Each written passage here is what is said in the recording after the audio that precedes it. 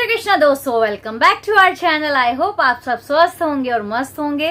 दोस्तों, आज की वीडियो बहुत ही मजेदार होने वाली है बिकॉज मैं आज आपको एक बहुत ही अच्छी स्टोरी सुनाने वाली हूँ।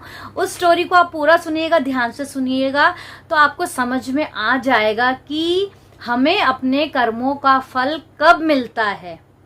हम कर्म तो करते हैं अच्छे, लेकिन हम कहते हैं हमें फल नहीं मिल रहा। लेकिन हमें उन अच्छे कर्मों का फल कब मिलता है और कैसे मिलता है और उसके लिए हमें क्या करना है, तो इस स्टोरी से आपको वो बहुत जल्दी समझ में आने वाला है और स्टोरी बहुत ही इंटरेस्टिंग है। तो आइए दोस्तों, अपनी वीडियो को स्टार्ट करते हैं। तो दोस्तों, एक बार की बात है, एक शहर था, वहां पे एक सेठ सेठानी रहते थे। सेठ बहुत ही धनवान था, सेठानी का बहुत सरल स्वभाव था। दोनों बहुत ही अच्छे थे, दानी थे। वो क्या करते थे, आए दिन दान पुण्य करते रहते थे। हजारों लोगों को खाना खिलाना, मंदिरों में दान करना, भंडारे करना, किसी गरीब की मदद कर देना, बहुत कुछ करते थे वो दान पुण्य, क्योंकि वो धनवान थे और उनकी ऐसी नीयत भी थी, वो दान करते थे और दान करना भी चाहिए।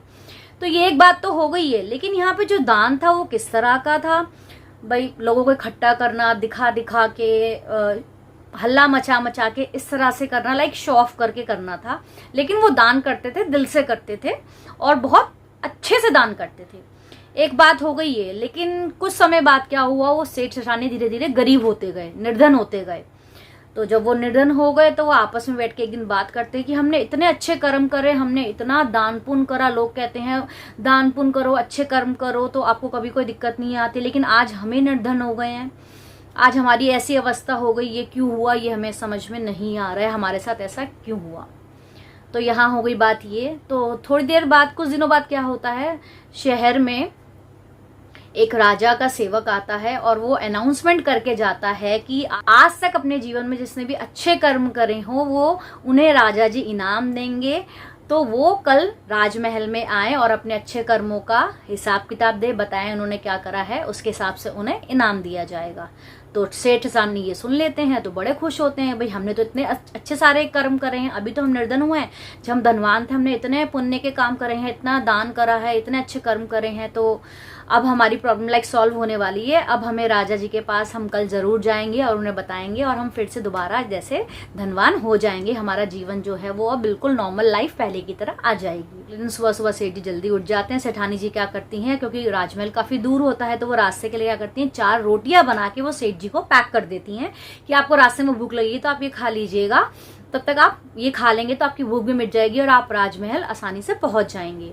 तो सेठ जी वो अपनी 4 रोटियां लेके निकल पड़ते हैं घर से। अब वो थोड़ी दूर पे जाते हैं तो सेठ जी को आधे रास्ते के बाद लगती है भूख, तो और थोड़ी गर्मी भी होती है, तो कहते हैं मैं पेड़ की छांव के नीचे बैठ के काम करता हूँ, अपना खाना खा लेता हूँ और पास में एक नदी होती है वहां से पानी पी लूंगा, फिर मैं अपना आगे राजमहल के लिए जो रास्ता है वो तय करूंगा।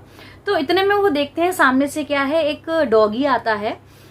तो वो बहुत भूखा होता है और मतलब बहुत ललसाई निगाह से वो जो हाथ में सेठ जी की रोटी होती है उसकी तरफ देखता है, क्योंकि सूंघने की जो शक्ति है डॉग्स की वो बहुत तेज होती है। वो तो स्मेल कर लेता है कि इनके पास अन्न है और वो भूखा भी बहुत होता है। साथ में होते हैं उसके 2 से 3 बच्चे जो उसके साथ उतने ही भूखे होते हैं। तो पहले सेठ जी क्या करते हैं कि सेठ जी को दया तो आती है, क्योंकि दयावान तो वो शुरू से ही थे, तो वो एक रोटी निकाल के दे देते हैं डॉगी को और डॉगी फटाफट खा जाता है।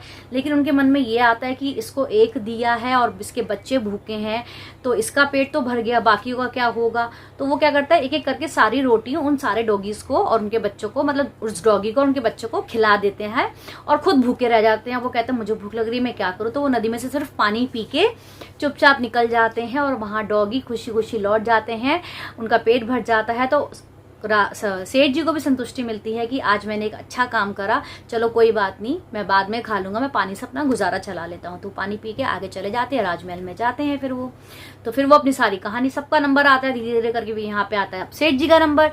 सेठ जी कहते हैं महाराज मैंने इतने सारे अच्छे काम करे हैं, इतना मैंने लोगों का सहायता करी, मैंने इतने लोगों को खाना खिलाया, ये करा वो करा, अच्छे कर्म करे, लेकिन आज मेरी ये हालत है कि मैं खुद एक एक रोटी के लिए मोहताज हूँ। ऐसा क्यों हुआ मुझे नहीं पता, लेकिन जैसा कि आपने कहा था तो मेरे को इस अच्छे कर्मों का इनाम जरूर महाराज जी आप दीजिएगा, और ताकि जिससे कि मैं अपनी जो मेरा बचा हुआ जीवन है वो मैं अच्छे से व्यतीत कर सकूं अपनी सेठानी के साथ। तो राजा जी कहते हैं इन सब का तो तुम्हें कोई फल नहीं मिलेगा, कोई इनाम नहीं मिलेगा। तो सेठ जी बड़े दुखी होते हैं। सेठ जी कहते क्यों? महाराज कहते हैं कि ये सारे काम तुमने दुनिया को दिखा दिखा के, चिल्ला चिल्ला के, सुना सुना के, जता जता के करे हैं।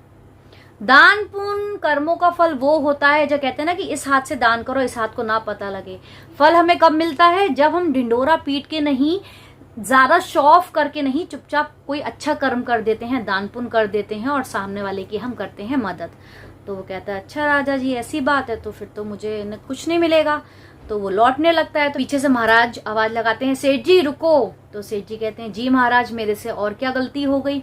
तो कहते हैं नहीं, अभी जो तुम रास्ते में कर कर आ रहे हो, तुमने भूखे जानवरों को जो अपना हिस्से का सारा खाना खिला दिया और खुद पानी पीकर आए हो, वो तुम्हारा एक्चुअल में अच्छा कर्म था, रियल दान था, जिसको तुमने किसी को सुनाया नहीं, किसी को दिखाया नहीं, जताया नहीं, तुमने चुपचाप कर दिया और उन जानवरों का पेट भर दिया और खुद तुम भूखे रहे और पानी से अपना गुजारा चलाया। तो इसके बदले तुम मांगो, तुम्हें क्या चाहिए, मैं इसके बदले तुम्हें इनाम दूंगा। ये था तुम्हारा असली में अच्छे कर्म, जिसका फल तुम्हें अच्छा मिलना चाहिए। तो महाराज से वो कहता है कि महाराज मुझे ज्यादा कुछ नहीं चाहिए, मैं चाहता हूं कि मेरी जैसे मैं पहले धनवान था, मेरी जैसे की लाइफ पहले से स्मूथ चल रही थी, आप मुझे बस उतना दे दीजिए ताकि मैं और मेरी सेठानी हम आराम से जीवन व्यतीत कर सकें, हमें एक एक रोटी के लिए मोहताज ना होना पड़े। और आगे से हम इस बात का ध्यान रखेंगे कि हम कोई भी अच्छा कर्म करेंगे, दान पुण्य करेंगे तो उसमें दिखावा नहीं करेंगे, चुपचाप करेंगे, शो ऑफ नहीं करना है, ताकि हमें उसका फल मिल सके। तो महाराज कहते हैं शाबाश, तुम्हें अपनी बात समझ में आई, तुमने अपनी गलती मानी, आगे से इस बात का ध्यान रखना। और बदले में महाराज देते हैं उन्हें बहुत सारा धन, वो फिर से धनवान हो जाते हैं और खुशी खुशी अपना जीवन व्यतीत करने लगते हैं। और सेठानी भी साथ में बहुत ही खुश होती हैं और सेठ जी घर आके सेठानी जी को पूरी बात बताते हैं। सेठानी जी कहती हैं आगे से हम लोग इस बात का ध्यान रखेंगे कि कर्म तो करने हैं अच्छे, लेकिन दिखावा करके नहीं, मन से करने हैं, दिखावा नहीं करना है, तभी हमें उनका फल मिलेगा। जो कहते हैं ना इस हाथ से कर दो, इस हाथ को पता ना चले, कुछ उस तरह से। तो ये थी दोस्तों एक स्टोरी। आई होप आपको समझ में आ गया, क्योंकि हमें कर्मों का फल जब मिलता है जब हमारे कर्म अच्छे तो होने चाहिए। नंबर 2, शो ऑफ करके दिखा दिखा के, लाइक मैं हूँ, मैंने 10 बच्चों को खाना खिलाया, मैं उसकी फोटो खींच रही हूँ, मैं उसकी वीडियो बना रही हूँ, ये वो, व्हाट इज दिस? कुछ फायदा नहीं है ऐसी चीजों का। वो दिखावा ज्यादा लगता है, दान पुण्य कम लगता है। तो हमें इस स्टोरी के हिसाब से ही अच्छे कर्म करने हैं और इन चीजों का ध्यान रखना है कि जिससे कि हमें अपने अच्छे कर्मों का फल ज्यादा से ज्यादा मिल सके और सही टाइम पे मिल सके। तो ये थी दोस्तों आज की स्टोरी और हमारी वीडियो। आई होप आपको पसंद आई होगी। पसंद आई तो वीडियो लाइक करिएगा, शेयर करिएगा, कमेंट्स करिएगा और मेरे चैनल को सब्सक्राइब करिएगा। छोटा सा बेल आइकन होता है, उसे भी हिट कर लीजिएगा ताकि अपकमिंग वीडियोस की नोटिफिकेशन टाइम भी आपको मिल सके। सो दोस्तों फिर मिलते हैं बहुत जल्दी एक नई वीडियो में, तब तक के लिए आप सबको राधे राधे।